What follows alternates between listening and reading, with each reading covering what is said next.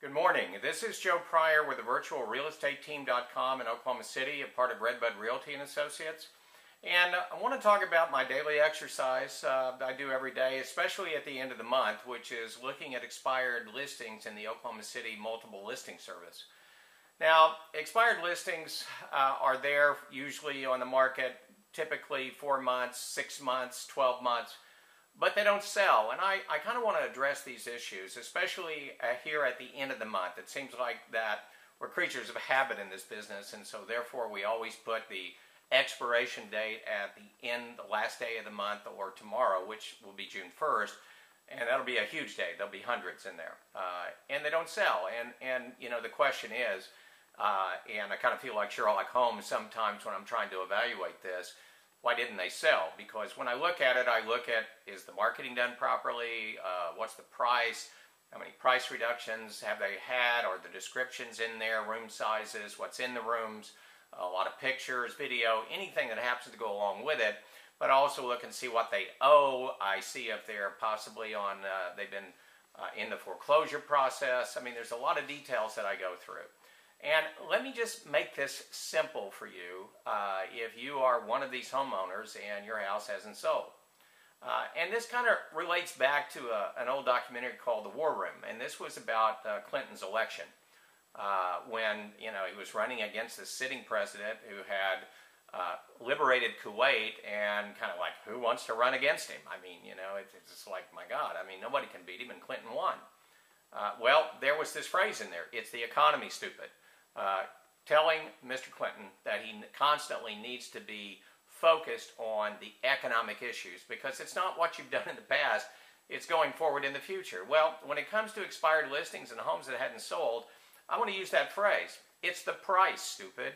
Now, I'm not calling you stupid, I'm just using that phrase, but hey, get a clue. There is a reason your house didn't sell. Now, I want to go into that, and let's divorce marketing from this completely. Marketing is terrific. I've said this before.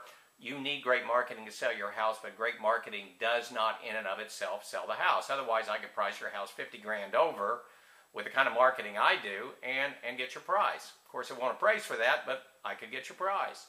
So, you know, we always use these cliches in real estate, you know, location, location, location, condition of property, and yes, these all come into being. But there's a lot more to it than that. And a lot of times, I think subjective criteria really gets in our way, because, you know, I go in and I see people and they tell me, oh, I got these I put in granite countertops, as if granite was the fountain of youth or something. Or I see listings where the realtor is like, oh my God, you know, OMG, or whatever they do with it, and say, granite in the kitchen. You know, as if this makes it worth $10,000 more. Well, folks, when it comes to appraisers, they don't really care for that. It doesn't matter to them. They're not emotional about this house. Granite does not add one extra dime to the price of the house.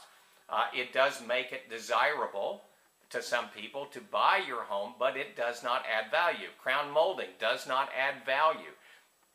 And appraisers have been clamped down on. I mean, you know, in the bad old days of the bubble, they were taking $30,000 pools that really should be worth $7,000, the worth investment that you could possibly make for resale, and making them $50,000 to make the numbers work. Well, those days are gone, so appraisers look at a home.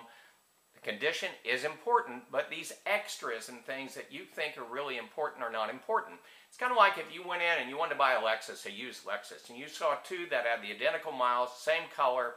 One had a 10-disc changer, one had a single disc CD system. They were the same price.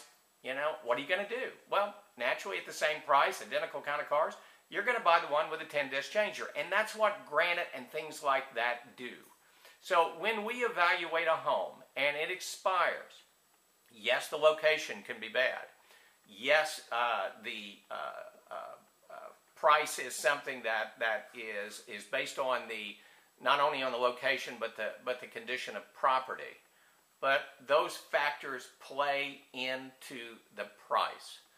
And when I see a house that's been on the market 6 months or more that started at $305 and went down to $298, then something is wrong there. Either the realtor, the homeowner, or both together are looking at this purely emotionally.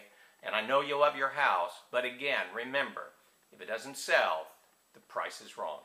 This is Joe Pryor with virtualrealestateteam.com in Oklahoma City, where we deliver traditional real estate values with the speed of technology.